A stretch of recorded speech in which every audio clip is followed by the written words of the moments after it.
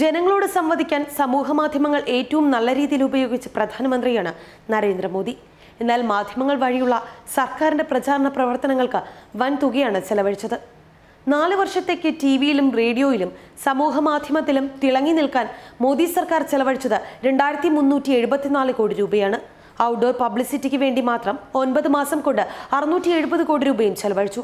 പത്രമാസിക ഇനങ്ങളിലെ പരസ്യ ചെലവ് എത്രയെന്ന് വിവരാവകാശം വഴി അന്വേഷിച്ചിട്ടും പ്രതിവർഷം എത്ര തുക ചെലവായി എന്നതിൽ മറുപടിയില്ല. ഭരണത്തിലേറി 4 വർഷങ്ങൾ കൊണ്ട് പ്രധാനമന്ത്രി നരേന്ദ്രമോദി സർക്കാർ പരസ്യത്തിനായി മാത്രം ചെലവഴിച്ചത് 2374 കോടി രൂപയെന്നാണ് റിപ്പോർട്ട്. 2014 മുതൽ 2018 വരെയുള്ള കാലയളവിൽ TV, റേഡിയോ, സമൂഹമാധ്യമങ്ങൾ എന്നിവയിൽ ഉൾപ്പെടെയുള്ളവയിൽ തിളങ്ങാനാണ് കേന്ദ്ര സർക്കാർ ഇത്രയധികം തുക ചെലവാക്കിയതെന്നാണ് വിവരാവകാശ നിയമപ്രകാരം നൽകിയ അപേക്ഷയ്ക്ക് മറുപടി ലഭിച്ചത്. മുൻ സർക്കാരുകളെ അപേക്ഷിച്ച് നോക്കിയാൽ വലിയൊരു തുകയാണ് മോദി സർക്കാർ പരസ്യത്തിനായി ചെലവഴിച്ചിരിക്കുന്നത്. 2018 ഏപ്രിൽ മുതൽ 2018 ഡിസംബർ വരെയുള്ള കാലയളവിൽ ഔട്ട്ഡോർ പബ്ലിസിറ്റിക്ക് വേണ്ടി മാത്രം 670 കോടി രൂപയാണ് ചെലവാക്കിയതെന്നും അപേക്ഷയ്ക്ക് മറുപടിയായി ലഭിച്ചിട്ടുണ്ട്. 2014 മെയ് 26 അധികാരത്തിലെത്തിയ ശേഷം ടിവിയിലും റേഡിയോയിലും മോദി സർക്കാർ തുടർച്ചയായി പരസ്യം നൽകിയിരുന്നു. തൊഴിലറിയിപ്പ്, ടെൻഡർ തുടങ്ങിയവയ്ക്ക് ഉൾപ്പെടെയുള്ള കണക്കാണ് ലഭിച്ചിരിക്കുന്നത്. ഔട്ട്ഡോർ പബ്ലിസിറ്റി എന്ന പേരിലുള്ള ചെലവിന്റെ വിശദാംശങ്ങൾ ലഭ്യമല്ല. പത്രമാസികകളിലെ പരസ്യച്ചെലവും ചോദിച്ചിരുന്നെങ്കിലും മൊത്തം തുകയോ വർഷം തിരിച്ചുള്ള കണക്കോ എടുത്തു പറഞ്ഞിട്ടില്ല.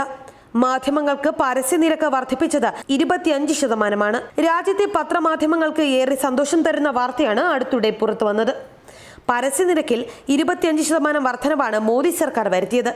പ്രാദേശിക ഭാഷകളിലെ ചെറുതും വലുതുമായ പത്രങ്ങൾക്കായിരിക്കും പുതിയ നിരക്കിലൂടെ ഏറ്റവും ഗുണം ലഭിക്കുക. കേന്ദ്ര വാർത്താ വിതരണ പ്രക്ഷേപണ മന്ത്രാലയമാണ് പുതിയ നിരക്ക് പരിഷ്കരണം പുറത്തുവിട്ടത്. BOC അഥവാ ബ്യൂറോ ഓഫ് ഔട്ട്റീച്ച് ആൻഡ് കമ്മ്യൂണിക്കേഷനാണ് പുതിയ പരിഷ്കരണം നടപ്പിലാക്കാനുള്ള ചുമതല. ഇന്നു മുതലാണ് പുതിയ നിരക്ക് പ്രാബല്യത്തിൽ വരിക. ഏറ്റവും അവസാനമായി 2013 നിരക്ക് കേന്ദ്രം വർദ്ധിപ്പിച്ചത്. അന്ന് 2010 നിരക്കിന് മുകളിൽ 19% വർദ്ധിപ്പിക്കുകയായിരുന്നു സർക്കാർ ചെയ്തത്. മന്ത്രിസഭ ഏർപ്പെടുത്തിയ 8% നിരക്ക് പരിഷ്കരണം കമ്മിറ്റികളുടെ തീരുമാനം പരിഗണിച്ചാണ് പുതിയ നിരക്ക് സർക്കാർ പ്രഖ്യാപിച്ചത്. നിരവധി കാര്യങ്ങൾ പരിഗണിച്ചാണ് സർക്കാർ നിരക്ക് വർധനവ് നടപ്പിലാക്കുന്നത്. പത്രക്കടലാസുകളുടെ നിരക്ക് വർധന, നിർമ്മാണ ചെലവ്, പരസ്യങ്ങളുടെ കമ്പ്യൂട്ടിംഗ് നിരക്ക് എന്നിവയൊക്കെ പരിഗണിച്ചാണ് വർധനവ് ഏർപ്പെടുത്തിയിരിക്കുന്നത്. ന്യൂസ് ഡെസ്ക്, മറുനാടൻ TV.